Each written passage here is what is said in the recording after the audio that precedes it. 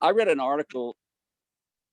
I read an article in the News and Record on Sunday, the 6th of February, and it was a really good article written by John Dean, and I had to read the article the second time to find out who was being quoted in the article, and then I found out that Scott was being quoted, and Scott Schang is director of environmental law and policy clinic at Wake Forest University.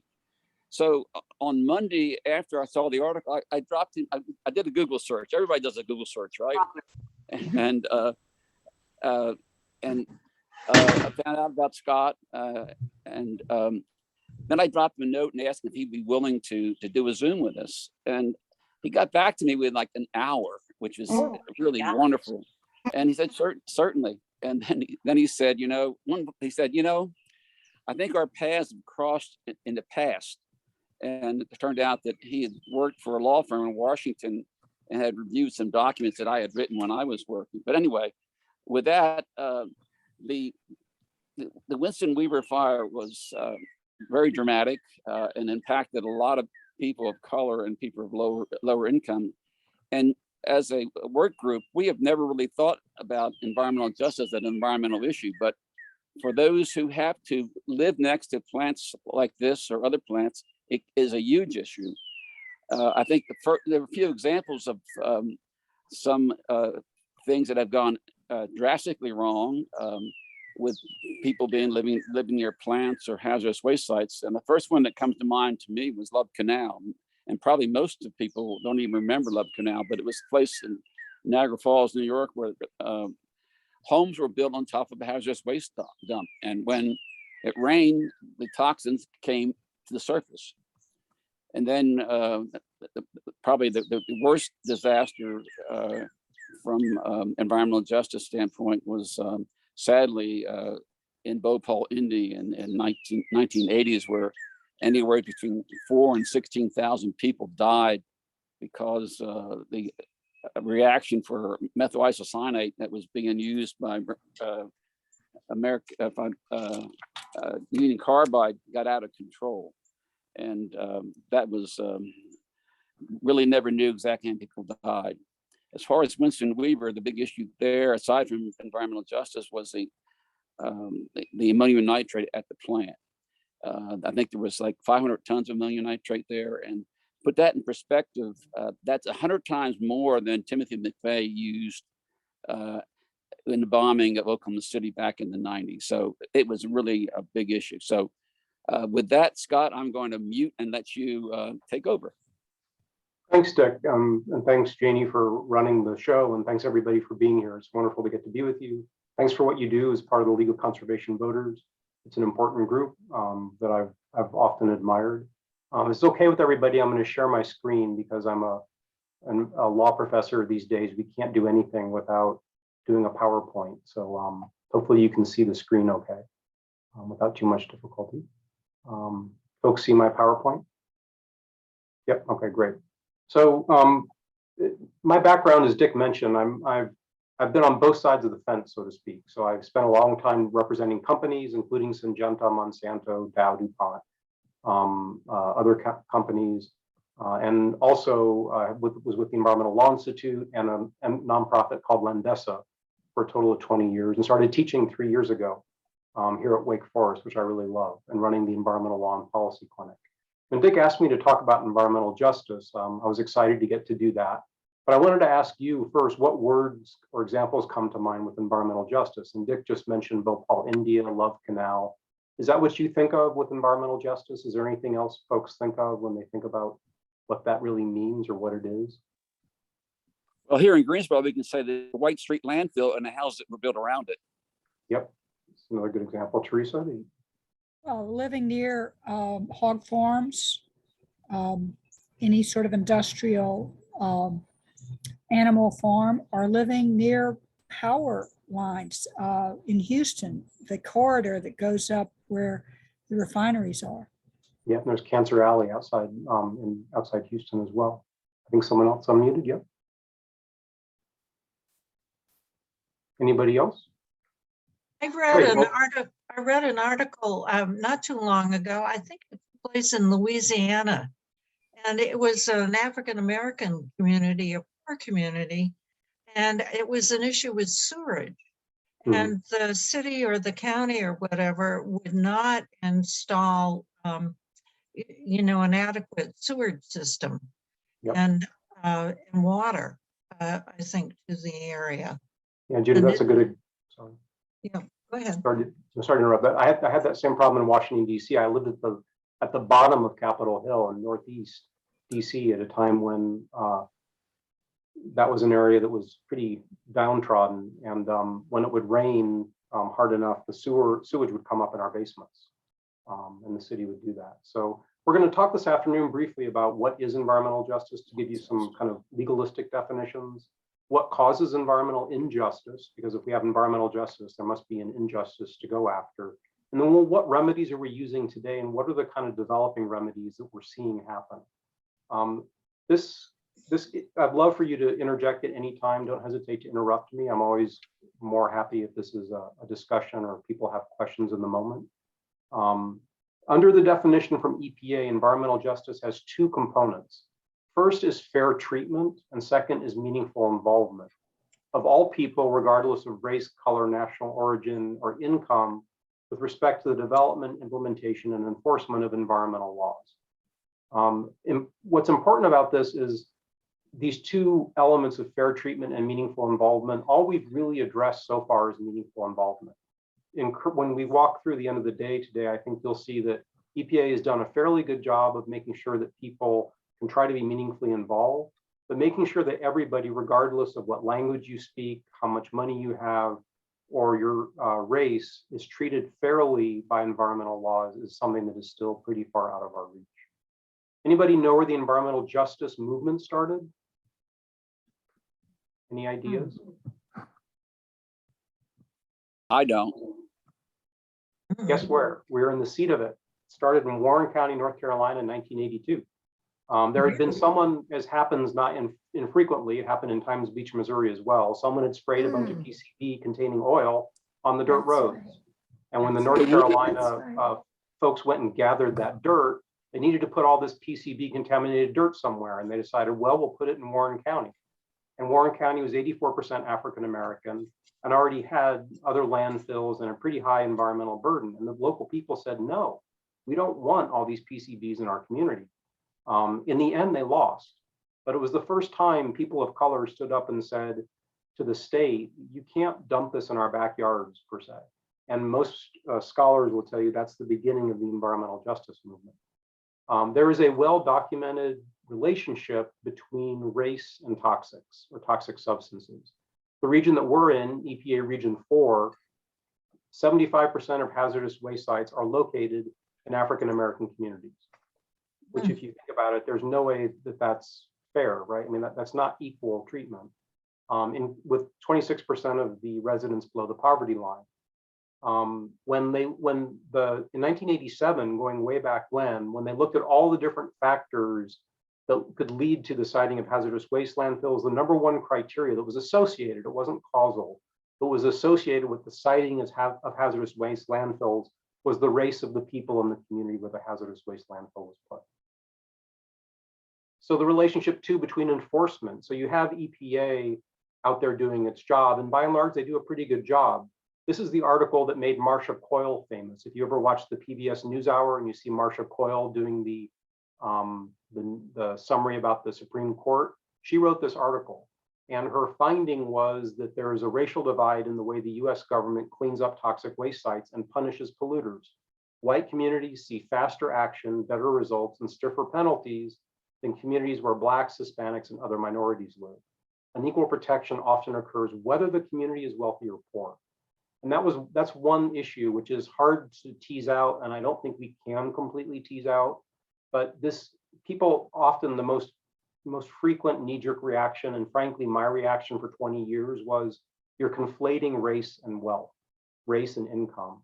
And somewhat to my dismay, the data suggests it's not conflated, that in fact, race is the determinant, not necessarily income, which upsets me. I think our country is is better than that. Here's some more data. This isn't preaching, it's just what data is out there. A 2002 study found that high minority communities face a cumulative exposure rate to environmentally hazardous facilities and sites that's 9 times greater than low minority communities. In 2007, they reviewed 20 years of data and found that more than half of the people who live within basically 2 miles of toxic waste facilities are people of color. And people of color make up nearly half the population with fence line zones. In other words, they live right up near dangerous chemical facilities. So this is just data that we kind of can't get away from. And I'm not going to stand here and tell you, I don't call it environmental racism. I think that's going too far. But I do think the statistics for African Americans are higher than for Native Americans. Yes, that is true. Native Americans tend to face a higher burden of low social factors, including availability of water. They do tend to have some issues as well, which we can talk about in a minute. There is, of course, some link between risk and exposure. Risk is hazard times the toxicity, hazard times exposure equals risk. So if you're not exposed, you can't have a risk. And disproportionately, because these communities live up near polluting communities, they're at higher chance of being exposed. These populations also tend to be more susceptible to health issues because they have more limited access to healthcare, higher levels of poverty, and less access to nutritious food, with the idea of food deserts. So these populations tend to already be somewhat at risk. When you add a pollution burden on top of it, it's even harder to bear. And then, of course, we know in general that for anybody, if you're older or younger, you're in even higher risk of negative health effects. So, any questions or comments about that so far?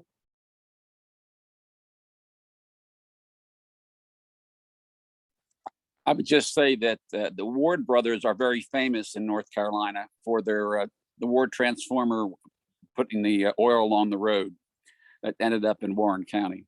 Yep, I think you're right, Dick. They spent some time in prison, and they may still be. Wow. Yeah, I guess we're lucky it didn't end up like Times Beach, Missouri, where they basically so contaminated a community it's still not inhabited. So some causes of environmental injustice. How can we kind of see environmental injustice in action and kind of look at it? If you haven't read the book, The Color of Law, I highly recommend it to you. I was so gobsmacked when I read this book a couple of years ago because it goes and documents in great detail. It's long about how the federal government was intimately involved in the segregation of America. And I was frankly really stunned because this continued into the 1970s, when I thought we kind of pretty much stopped in the mid-60s. I also wasn't aware of it, and here I went to law school and was taught property law, but never taught any of this. I mean, I didn't understand the degree to which America was segregated. And given that I was born in 65, I didn't see it up close and personal the way some people may have, as much so. So I needed to be educated about it. And so it felt like a real loss in my education. But the origin, arguably, this is a theory, and you see if you think this is right or not. I think the origin of environmental injustice is actually probably the segregation history in our country that goes back quite some time. And continued, as I just said, into the 1960s for sure, and to some degrees into the 1970s. Of course, segregating people into different areas itself might not, in fact, be problematic. What becomes problematic is if you separate them and you're not equal. This notion of separate but equal didn't really happen. And instead, what happened is folks of one race tended to get moved to areas where they couldn't get loans and couldn't build wealth. And people of another race tended to get moved into areas where the government built homes for them and gave them low interest loans, which became a real problem. This issue did not start in the 1800s necessarily. In fact, in 1912, here in Winston, we passed our first racial segregation ordinance, and this is the text of it. You might notice that it has 2 parts. First, it makes it unlawful for any white person to occupy a residence or any house where the majority of people are colored, to use a term from back then. And secondly, it makes it illegal for a colored person to live in any area near white people. Why do you think they made it illegal both for white people to move to African-American areas and African-Americans to move to white areas? Why would they do that?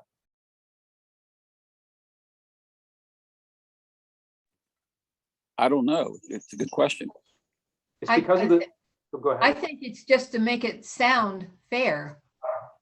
You're right, Catherine. It was under this doctrine of separate but equal. Don't forget that in Plessy versus Ferguson, our Supreme Court said in 1857 that right? I think that's right. That was Dred Scott. So Plessy versus Ferguson was 1897, where the Supreme Court said you can have segregation and you can divide people up based on their race as long as it's equal. And that became the kind of story from the late 1800s through 1964 in our country, that you can have separate schools, you can have separate homes, you can make sure that some people live in one area and another in another, as long as you say you're separate but equal. And of course, we all know from personal experience that, and you're right, and marriage as well was part of it, that equality wasn't necessarily so.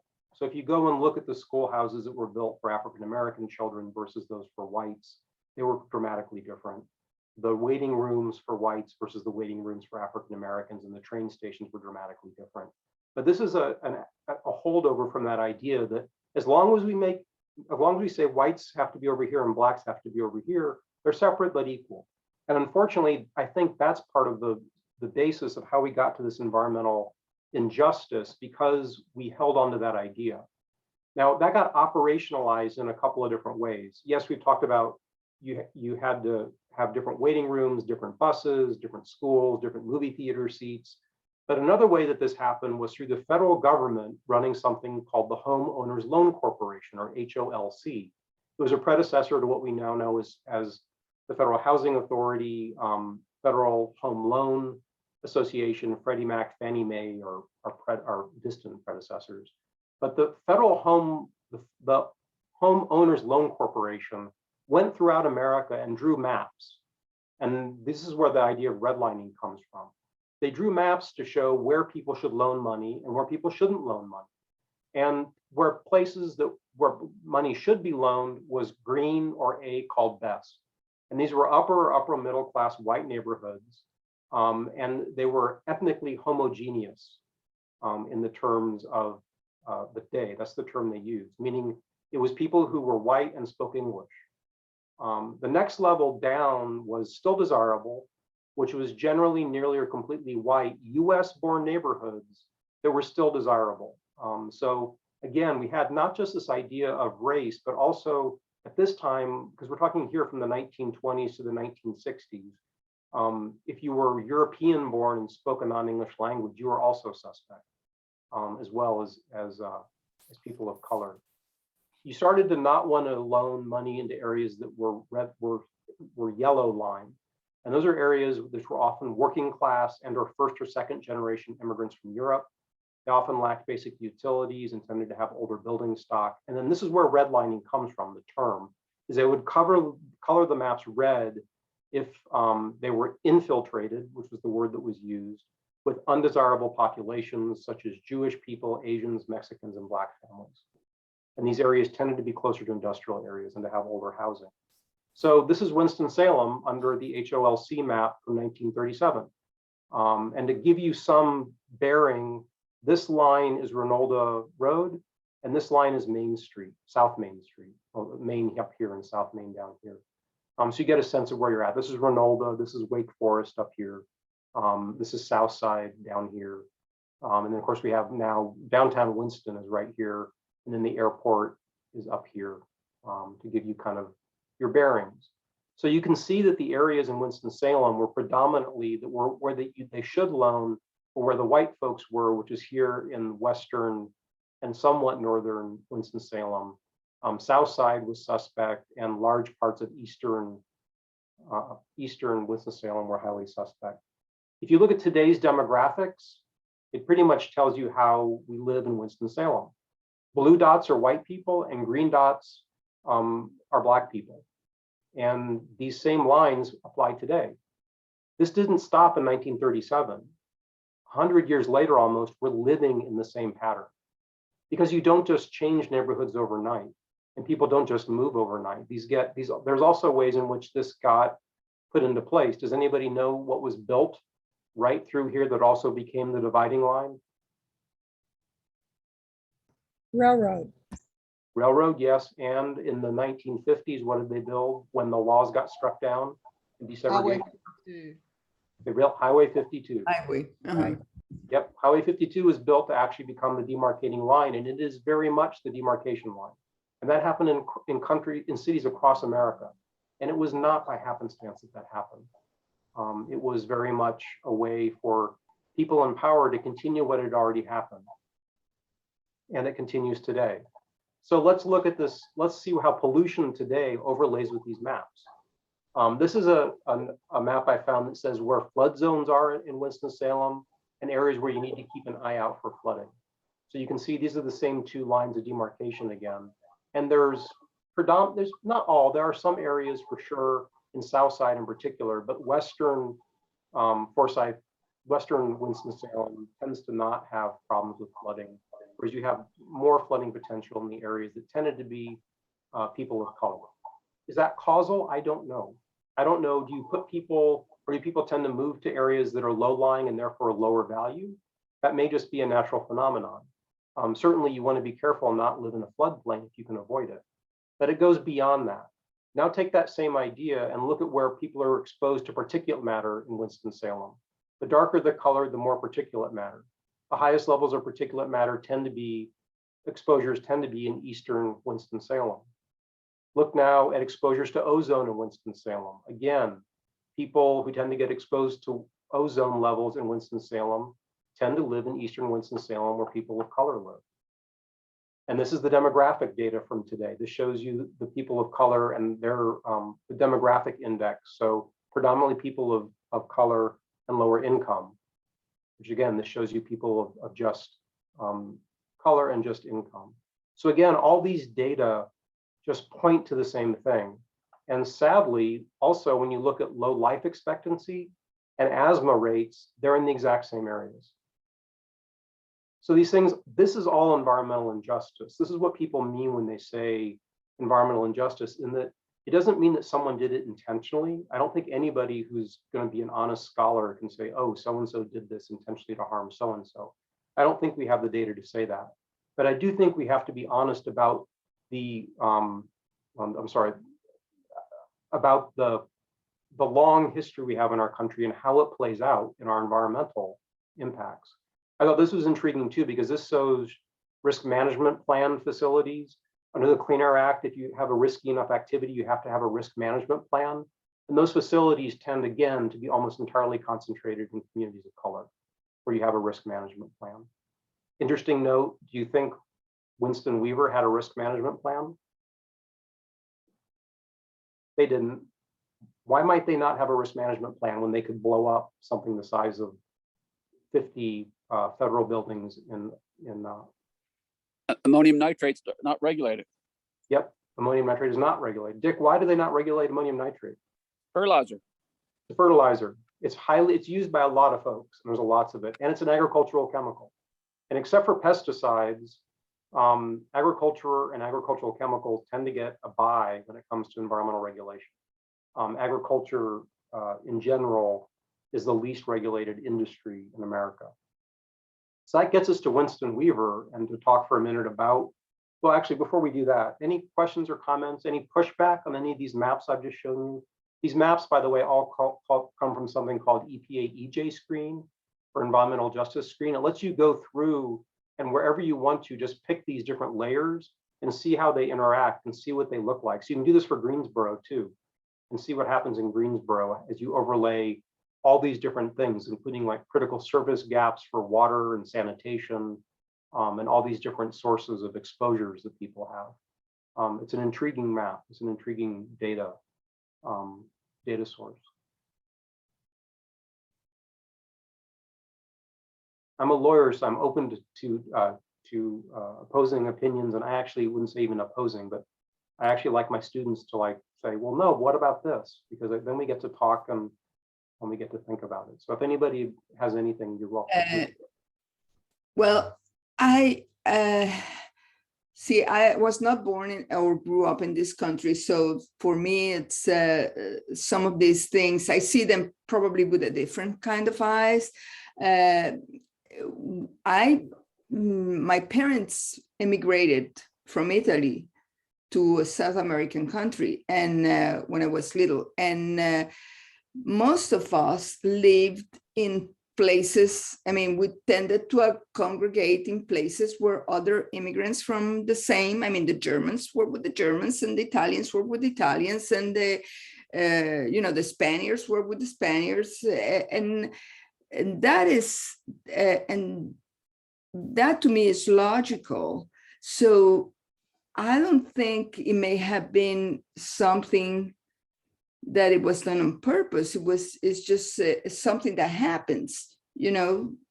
Today we have a lot of Mexican immigrants, and they tend to congregate where they have their little stores, and they can get their products, and they have a doctor who speaks Spanish, and they have that kind of stuff. So I don't know if are we looking too much into something, or That's a great question, Lucia, because people do congregate. That like attracts like, right? You like to live near people who are like you, and increasingly we're finding people are moving to be near people who have their political opinion. So increasingly we're becoming kind of segregated in our country by political opinion as much as anything, which is kind of frightening. But you're right that and that's why I was careful to try to say, I don't think there's a one-to-one link and that it's causal, but when you see the fact that people still live in those areas that were demarcated by the redlining 100 years ago, that's suspicious to me. Communities tend to change. I watched Washington, D.C. change dramatically from 1988 to 2018. I mean, the whole communities, like where I lived in Northeast D.C., used to be one of the poorest, most poverty-ridden neighborhoods. There was a crack house across the street. Now across the street, there's a Whole Foods. It couldn't be more different. So things change, and I think what I want students to think about, and for you guys to think about, is what role do law and policy play in those changes and in encouraging people to live together or not live together? So yes, people will tend to congregate together, but if you live in an African-American neighborhood where the federal government will not give you a home loan, how do you ever get out of that neighborhood? If the realtors are never going to show you a home outside of that African-American neighborhood, which was a practice until the 1960s, and perhaps an informal practice that continues in some places today, how are you supposed to leave that area and increase wealth and build wealth? If you can't ever own a home, or if you're also at risk of being dispossessed of your home, if the roads are going to get built in your neighborhood, like the interstates, well then how are you supposed to build wealth in a place like that? So I hear what you're saying, Lucia, but one thing you might think about is how the Roma are treated in Europe, and the fact that they tend to be treated very differently than other folks, kind of an outcast caste. Well, there are some reasons for that. Right, and there are some behaviors that people notice and they have a reputation for. But that there's a back and forth around that too, right? The African-American community has also been branded with having certain behaviors, which you can question with time and see what you think. Where's the cause and where's the effect? If you've been treated like property and denied education and denied the ability to build wealth, well, then your behavior may be somewhat different than people who are different from you. So I think go ahead, somebody. It's Marty, and I lived in Switzerland for a while, and the chemical industry in the city where I lived was all around the city. Yep. And okay, there's not a lot of poverty there, but it seemed that the chemical industry and the residential areas were intertwined and didn't seem to be much of a problem. But again, it's a different situation in Europe. They were all in the Kleinbasel, Yeah, which is in the northern part of the city, not in the Kleinbasel is like black. It's not. Yeah. Okay. Anyway, the other thing about neighborhoods changing, and it kind of goes in what you just said. I grew up in the Bronx, and the neighborhood where I grew up in was all white, there was a minority area 3 or 4 blocks away. And as soon as a minority, whether it be Hispanic or a African-American person would buy a house on the block, you would see the whole block change. And within a period of 25 years, the block I grew up on went from all white to all minority. Okay, so it's how quickly things change. And you mentioned Washington changed for maybe in the positive side, okay, that it got better. But in fact, some of the houses, I'll even take the house that I grew up in, looks pretty darn good today. I don't think I think it might even look better than when I grew up there. So it's different no matter where you go in the country. Yeah, gentrification is a real issue, and bringing up the economic. Everybody in America, we want to lift the economic boats of everybody, right? We want Sure. everybody to do better and to have equal opportunity. And the only issue becomes, of course, with gentrification is where do people go? And we're seeing that really today as housing prices are getting so high. Where do my students go? Where are my students going to be able to afford to live? Yeah. And housing prices, even in Winston-Salem, are now going through the roof, which I didn't think I would see. We have far too many people in the poverty level. That's for sure. Yeah, I think that's one thing you don't see as much in Europe is you don't see the extreme division in wealth that you see in the US. There's a social net in Europe, in most countries in Europe, particularly That's Western true. Europe, that we completely lack in the United States. The lack of basic health care for every individual puts us at so much risk. And therefore, the number one cause of bankruptcy is healthcare costs, Yeah. which is no failure of the individual, which we tend to think of people who've gone bankrupt have done something wrong. But getting sick isn't doing something wrong. It's getting sick. But in our country, we bankrupt you for it, which is another question of justice. Is that just? That would be a question of healthcare justice. But so let's take this back to this community in Winston Weaver. You see here where the Winston Weaver plant is. I just pulled this up on Google today. Here it is, and there are houses all around. And there's also industry all around as well. It's kind of grown up as it has. I talked with some folks from the Winston-Salem, and I looked at the history when those redlining maps were done. This was agricultural area, so they didn't classify it. They only classified kind of urban residential areas. So it was not redlined at the time. And when they built the fertilizer plant, it was largely agricultural. So the question becomes, why did people go and live near an agricultural plant? Why would you live near a fertilizer plant? They smell to some degree. They have runoff. They're smoky. Particulate matter comes off of it. Are you not seeing my? Oh, I'm sorry. I wondered what happened. I noticed there was a change, and I couldn't figure out what changed, and I stopped sharing. There we go. Thank you for the reminder. This is Winston-Salem, Winston Weaver fertilizer plant, and these are all homes up here, and then we have industry to the side. So the question becomes, some people would have assumed this was because of redlining, but people, as mentioned, people also move to nuisances. Sometimes you can put a nuisance like a hazardous waste landfill in a predominantly Black neighborhood, and sometimes people move to an area that is industrialized. Both of those dynamics happen. Question about the role of government. Where was government for the last 70 years, if that's right? I think it was 70. As this plant operated, the risk never changed, and it continued to pose the same risk to the community. But they largely didn't know about it, didn't inquire about it, and the fertilizer plant never even was asked to install the most basic sprinkler system, despite storing 600 tons of ammonium nitrate on site. So that's something we also have to ask ourselves about. If this was in Ronaldo, do you think people would have known it was there and paid attention and had something change? Would it ever have shown up on the west side of Winston-Salem? Those are questions we have to ask ourselves. As somebody mentioned, if we're going to talk about environmental justice in North Carolina, I cannot just talk to you about Winston-Salem.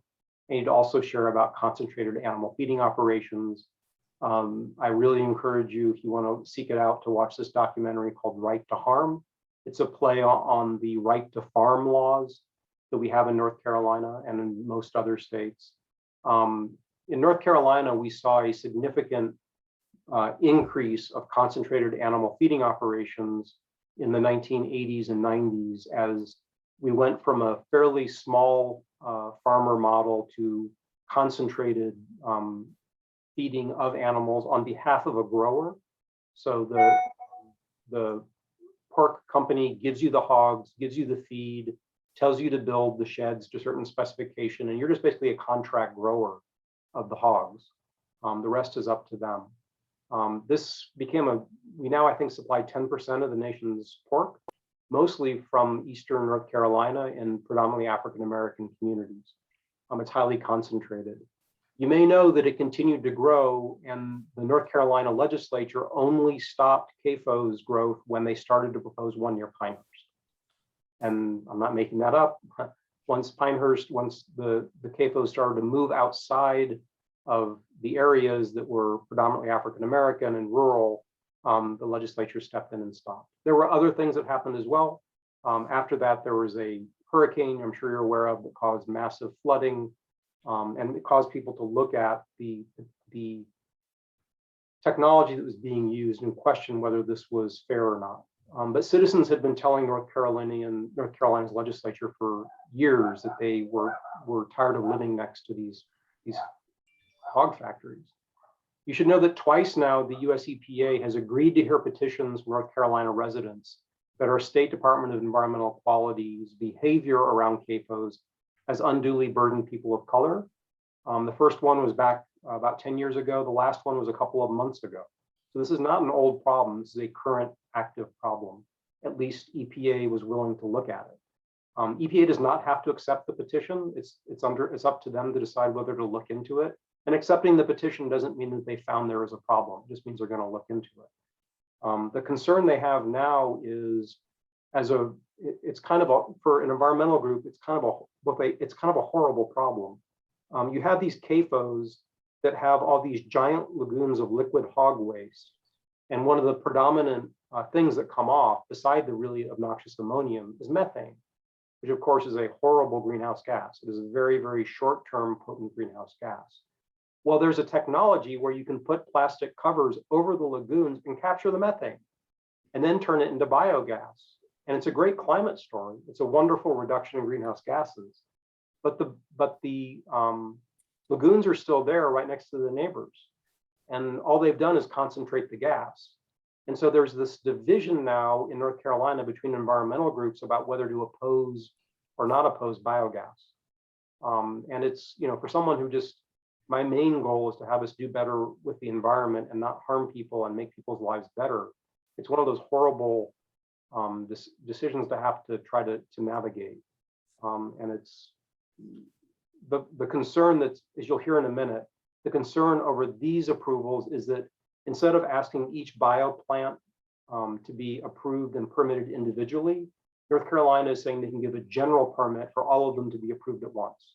As long as they meet some conditions that are very basic, everybody can build a bioplant.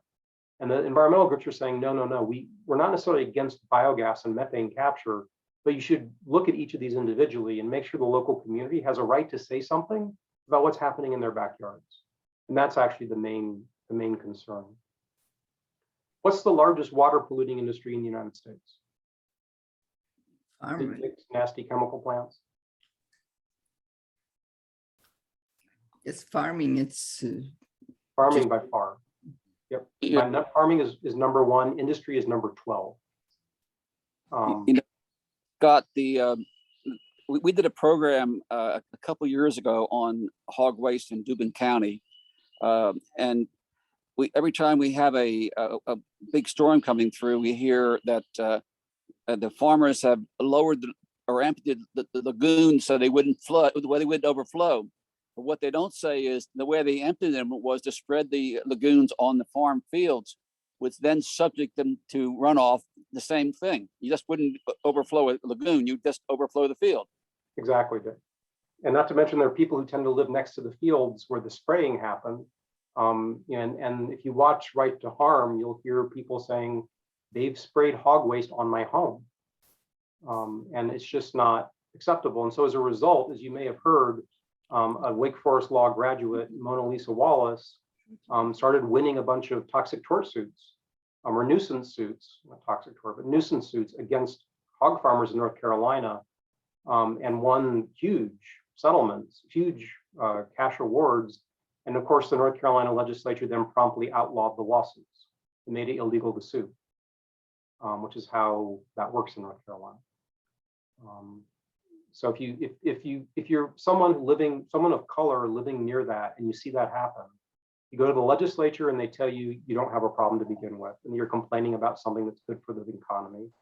You win a suit where a jury and a judge tell you what was done to you was wrong. So the legislature makes it illegal to bring the lawsuits. How are you going to feel? That's environmental injustice. So what are the remedies for environmental injustice? I've told you or tried to give you some perspectives on the problem. So what do you do about it? You do have something called the Civil Rights Act of 1964. This is the act that really ended discrimination in our country, at least in a legal form. And Section 601 prohibits discrimination on the basis of race, color, or national origin by the recipient of federal financial assistance. So there has to be, the way our government works, the federal government can only operate or control things at the federal sphere. So there has to be some kind of federal tie. Otherwise, it's all for the states to regulate. It contains an implied right of private action, meaning I can sue, any citizen can sue, but you must establish discriminatory intent. And that's where this part loses a lot of its force. You know, what we just all talked about, could you establish in what we just talked discriminatory intent? We built the Winston Weaver plant here intentionally to put people of color at a disadvantage? No, just showing intent. You need to find some kind of email from the president saying, I love harming people of color, and who's going to ever do that? And most people don't think that way, right? And most of all, I don't think anybody or very few people even can think that. But even if you do, are you ever going to write it down in a way that this becomes operationalized? So no, 601 is awfully hard to show discriminatory intent. So there's 602, which authorizes federal agencies to write regulations. And as a result, EPA has regulations that prohibits people getting EPA assistance from undertaking actions with discriminatory effects. So that's interesting. We no longer have to show intent, but we do have to show that the actions of the recipient of federal aid have discriminatory effects. And so that's now the goal. The only Civil Rights Act remedy we have is finding some agency giving out federal money, and there's discriminatory effects from the use of that federal money or that federal approval. So let's go to Camden, New Jersey. Camden is an area that's 85, in this area of Camden, it's 85% minority population, 40% below the poverty line. The folks in that area have 20 major sources of air and water pollution, 3 Superfund sites, a hazardous waste site, 2 solid waste transfer stations, and dozens of other toxic sites. It comes around in 1999 that a permit's issued by the state environmental agency under the Federal Clean Air Act. So the state agencies operating in lieu of the federal government for a new cement plant. And the citizens say, enough, we have enough pollution burden. We cannot take another source of pollution here. And so what are their 2 remedies? Number 1 would be to use Section 601, but they can't do it. Just showing discriminatory intent is just too hard to do. It's too hard of a burden to bear. But they do use Section 602 of the EPA regulations and show that there are discriminatory effects. The effect of citing this cement plant in this community on top of all this other pollution has a discriminatory effect. So the Supreme Court decided that after that in fact, citizens cannot sue under Section 602. Only the federal government can. So now we've lost Section 602 as well. As a result, using the civil rights laws to address environmental justice, other than the agencies doing it, is largely undone. So the federal government has stepped in and has done some things. So President Clinton signed the first environmental justice executive order, and he ordered that the agencies of the federal government should make achieving environmental justice part of their missions, which is a great thing to do. That has remained in force. President Biden signed one that reinvigorated it and said that 40% of benefits from climate mitigation would go to underserved communities, and also created a White House Environmental Justice Advisory Committee. So EPA and other agencies have created policies around environmental justice that go to that one element we talked about, participation. Make sure that people of color and low income can actually participate in federal rulemaking, and have some input. And it's doing things like having informal meetings that are times where people who work all day can actually get to the government meeting. If all the government meetings are at 2 p.m. on a work day, well, then a lot of people who work aren't going to be able to go to that meeting and learn about what's happening in their community. Provide the materials in languages other than English so that non-English speakers can read it. And also don't give people a bunch of documents in bureaucratese. And Dick and I watched the Federal Register change from a very technical document to something that was supposed to be more plain English. Arguably, it made some changes, but they are changing, and this was part of the reason they did that. It gives authority to consider environmental justice concerns during the permit review process, but in reality, agencies just don't do that. And in fact, you'll hear in a moment, in North Carolina, they deny they have this power. So it's one thing to say to people, we're going to let you come in and talk and give you notice of what's going to happen. It's another for the agency to say, I'm going to review your clean air permit, and if it has a discriminatory effect, I'm not going to give you your permit. That's a very different decision to make. And in reality, it's almost never made that way. So where are we today? This is a recent blog post from the Harvard Energy and Environmental Law Program. EPA's environmental justice efforts to date have been insufficient to address the scale and severity of the problem. According to the founding director of EPA's Environmental Justice Office, it can be attributed to the office's lack of authority to monitor and enforce an executive order. There's no enforcement authority. There's no penalties under the executive order. It's not a law. You can't sue on it and make someone go to jail or fine them. So it's a very kind of light way to address it. And basically they say that they don't think the agencies are willing to spend the political capital to address the problem. So what do we do instead? What's the next thing to try to do?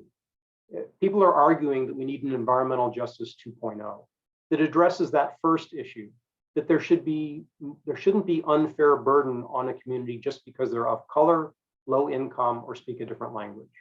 And increasingly, there's a hint that might happen. So New Jersey just passed an environmental justice law that says the state must create environmental justice impact statements for major permits. So your average dry cleaner isn't going to go through this, but someone who is building a chemical plant, siting a hazardous waste landfill, they have to do an environmental justice statement if it's in an overburdened community. And an overburdened community is defined as something that has 35% of households in low income, 40% minority, or 40% with English is not a proficient language for them. Sorry for the interruptions. And if they find this, it doesn't say they can't give the permit, but it does say they have to look really hard before they do give the permit. So it's a step forward.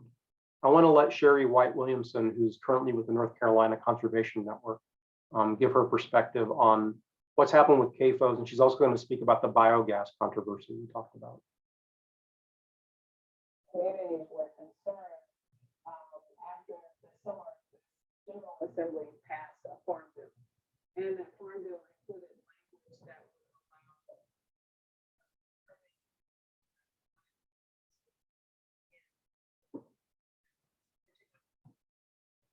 We can't really hear her.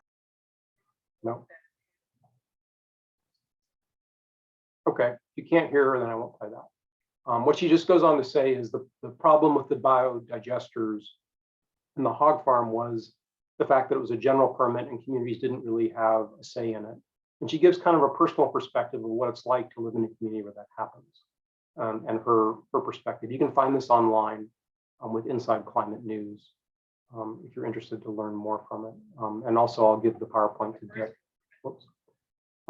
There's also a federal counterpart pending in Congress to the New Jersey law called the Federal Environmental Justice Act that was introduced by Senator Booker and others, I believe.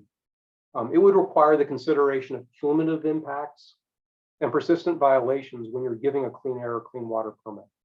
So it would say to the agencies, you have the authority and you must consider the environmental impacts of these permits. One thing that Sherry White Williamson said is, and I've heard from people in North Carolina ad nauseum, is NCDEQ will tell you they don't have the power to deny a permit because it impacts people of color. disproportionately. And North Carolina activists disagree with that. I don't have an opinion. I haven't read all the North Carolina laws well enough to know the answer to that, but they very much disagree with that. The other thing that this act would do is it would reinstate that private right of action under the Civil Rights Act, to allow citizens once again to try to have their civil rights be vindicated if they're concerned about that. There are also non-legislative solutions. I don't want you to think everything has to be done through the legislature. Agencies can make efforts. Agencies can decide that they can create regulations. Citizens, as we've seen with environmental justice, it's starting in 1982 in North Carolina, was because a bunch of citizens said, we're not going to take this anymore. So citizen groups, legal conservation voters deciding it's a priority and acting on it is how change will happen. Over time, as our society, if our society reverses its current trend and starts to become more economically equal and less unequal, and continues on what I think is the path towards greater social justice, then perhaps environmental justice will also stop to be such an issue. Increasingly, companies are really on top of this issue.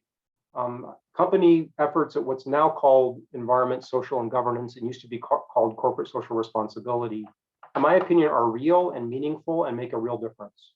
And I don't think it's greenwashing, although there are times that it can be used for greenwashing. But if you talk to any executive in a company today and ask them why they're working on ESG efforts and why they're trying to be environmentally sustainable, most of the folks I've talked to say, because I can't hire anybody under 40 if I don't. It simply won't work for me. If my company has a bad environmental rap, they're not going to work here. And that, to me, is really telling. I do think companies also want to not do harm in the world, right? I've never bought into this idea that there are these evil corporations out there to destroy everything.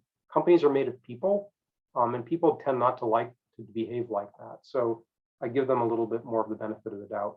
Another thing we're going to see happen increasingly is this notion of a rights-based approach to environmental rights. A rights-based approach is saying, instead of using statutes, let's use rights we find in the Constitution. Half of our US states have a right to a healthy environment embedded in their Constitution. And the Constitution says something to the effect of citizens in our state have a right to clean water or a right to a healthy environment. Most courts have said that can't be sued on standing alone. The state legislature has to translate that into a law in order for that right to mean anything. But in Pennsylvania recently, they came to a different conclusion. So it may be, and increasingly across the globe, in America, we don't have a right to a clean environment in our Constitution, but 190 countries do. We are the odd person out. It's quite bizarre to other countries when I tell them, people who are from other countries, when I say, yeah, we don't have a constitutional right to a clean environment. They think we're weird and there's something odd about us. So it may be there's a lot of push to try to get internationally and in the US a rights-based approach that if I have a right to water and a right to life, that's the other thing that might happen, is depending on what the Supreme Court does with this idea of having a right to life, well then if I have a right to life, don't I have a right not to be polluted on? Don't I have a right not to be poisoned? So you got to be careful and watch what they do with the right to life. If they push too far, you might be surprised where that goes. So creative lawyers can do some pretty creative things. So that rights-based approach is something I'd keep my eye out on as well. That's all I have to do to talk to you today. Is there anything else, anything folks would like to comment on? Anything folks want to raise? Scott, it's Marty again. One of the obstacles that I see is like we talk about the hog farming and the conditions that the hogs are raised under. The McDonald's is under a lot of pressure right now from one of its investors. Is this drive for low cost, everything's got to be cheap, cheap, cheap. And it's interesting. I was in Switzerland, I mentioned earlier, I was in Switzerland a few weeks ago, and my son and I went to McDonald's and everything was very pricey. Two of us, we spent over $30 just on a normal lunch. And what's interesting to me is they had on the menu the country of origin of all the items that they were selling, whether it was the potatoes or the pork or whatever, chicken or whatever. And it's demanded by the people. They want to see that what they're getting is raised in a country where the environment is taken into consideration, and it doesn't result in low price, and they're willing to pay the price and accept that. So it's a cultural attitude that I wish we could change in this country, that everything has to be so doggone cheap. Marty, you're exactly right, because so things are cheap for a reason. It's because somebody else is bearing the cost. Yeah. And that's the heart of environmental justice, is you have to ask the question, who's bearing the cost for my cheap hamburger or for my affordable cell phone? These things, if we really paid the environmental cost of what it takes to get all the rare metals into here, it would probably cost 4 or 5 times as much, which none of us want to pay. But it also, to your point, Marty, when I do a lot of consulting work through Landesa, the land rights group that I'm part of, with the big brands, the big international brands. And they will tell you that Europeans buy based on environmental characteristics, and Americans just don't. And so our market power doesn't really come to bear in the same way. And the brands do change in Europe based on customer behavior. As a result, palm oil is getting deselected. I'm not sure that's necessarily the right thing to do, but because Europeans are really against palm oil, increasingly it's getting deselected in European supply chains, but not American necessarily. And it's just really intriguing to watch that we're not using the power of the purse the way we might, because what that does show is companies do respond, right? They will do what's needed. And there are some ways in which it is coming for us. The SEC just announced climate change regulations for disclosure. So I think you'll see a lot of it coming in through the SEC. California has some interesting rules about source of origin. And most of our major companies have committed to traceability of their agricultural supply chain down to the farm, which they're still really far from doing. And it's really hard to do, but they've committed to doing it. I see a couple of other people unmuted. Judith, did you have something you wanted? Yeah, I'm just curious about your statement on palm oil, because I know when I've read since we're in Brazil, was the taking down of natural forests in order to plant the palm trees and going into the rainforest to do that. And you said something about it disallowing it or disavowing it not being necessarily the right thing to do. Yeah, because if you're not going to use palm oil, what are you going to use? And so that's one thing that Dick is well aware of, is this notion of deselection. When I have something I know is problematic and I deselect it, I immediately think something I don't know as well is better. But often you find out that thing you just selected may be even worse. And there's a lot of work going in by companies trying to address the palm oil problem, which has a lot of problems, particularly in Southeast Asia, where there's a lot of deforestation. Yeah. But the companies are putting a lot of effort to try to reduce deforestation. And the data shows they have reduced deforestation significantly from palm oil. My concern is palm oil is highly efficient. It's a super efficient way to get oil. And if we don't use palm oil, are we going to end up clearing even more land to do something like corn oil? So until we know what we're substituting it for, when I know people are working really hard on the palm oil problem, I'm reluctant just to chuck palm oil because some undefined solution is supposedly better. That's what I hadn't heard the other part of the story, the rest of the story. Thank you. Yeah, and you won't. That's the interesting thing, right? Because you can. It's really easy to campaign against palm if you don't have to solve the rest of the equation, which is my concern about my environmental group friends sometimes. But we're at time, so I should let you all go. Dick, I see you're unmuted. Yeah. Are there other questions from our members for Scott? Please feel free to reach out to me. I've left my contact info up there. Okay. And thanks for the opportunity to stop by and chat. Yeah. It was excellent. Yeah. I want to say, Scott, I want to thank you for taking time from your schedule to be with us. The amount of information you presented was incredible, absolutely incredible. And your knowledge it's just all the things that you told us that we didn't know about. And so I'm really glad that you allowed us to tape this so we can put it on our YouTube channel, because I'm going to have to go back and listen to it again to see if I can get all the things that you said. But Yeah, I mean, very clearly, for every action you take, there's a reaction in the environment, and you have to consider the risk and benefits of the product you're trying to replace and the product that you're going to use to replace it with. It's just not a simple equation. You know, it's unfortunate. I don't want to invoke a product, but I think you may have worked on atrazine. That goes back to the 50s, and there was a lot of work to try to ban the product, but it's still the one of the largest products used on control weeds in corn, and it's probably one of the safest and most tested. So yeah, it's exactly. It's easy to be against something, as we've seen from our lawmaking. It's really hard to be for something and to build something. Yeah. So I far more admire people who can build something and make it work than people who just say no, no, no. I'm grateful for the work you guys are doing, and if you see something and want to chat about it, I'd love to chat. It was great to meet you all. Hope you have a great rest of your evening. thank you. Thank you. Thank you so much. Thank you. Excellent program. Thank you. Bye-bye.